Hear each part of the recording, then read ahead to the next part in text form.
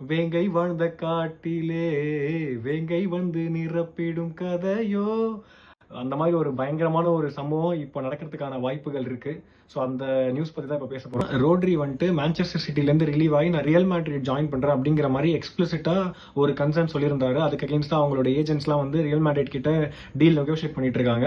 But இன்னைக்கு ரீசெண்டாக வந்த அப்டேட் பிரகாரம் he is also keeping is doors open for Barcelona அப்படின்ற மாதிரி சொல்லியிருக்காரு.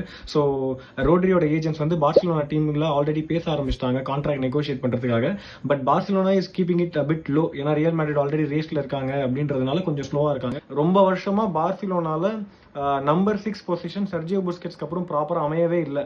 ஆஃப்டர் அ லாங் டைம் இந்த மாதிரி ஒரு ப்ராப்பர் நம்பர் 6 பிளேயர், அதுவும் வந்து வேர்ல்ட் கப்ல பிளேயர் ஆஃப் த டோர்னமெண்ட் வாங்கி வேர்ல்ட் கப் ஜெயிச்சு ஒரு பயங்கரமான இம்பாக்ட் கிரியேட் பண்ண பொசிஷன்ல ஒரு பிளேயர் வந்து பார்சிலோனாக்கு தான் ஆஃபர் பண்றதுங்கிறது ஒரு பெரிய அட்வான்டேஜ். ஓல்மோ அண்ட் பெத்ரிக்கு இது ஒரு பெரிய அட்வான்டேஜ். அவங்க வந்து கொஞ்சம் they can make themselves play higher a bit, which can create a lot of play making opportunities and also attacking opportunities. So இது ஒரு பயங்கரமான செட்டப்பா இருக்கும்.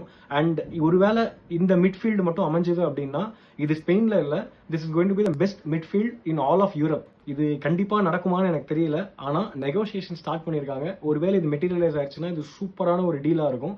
அண்ட் நெக்ஸ்ட் அப்டேட்ஸ் இந்த டீல் பிரகாரம் வரது ஏதாவது இருந்ததுன்னா கண்டிப்பா நான் உங்களுக்கு ஷேர் பண்றேன். Until then, it's Wolfers signing off.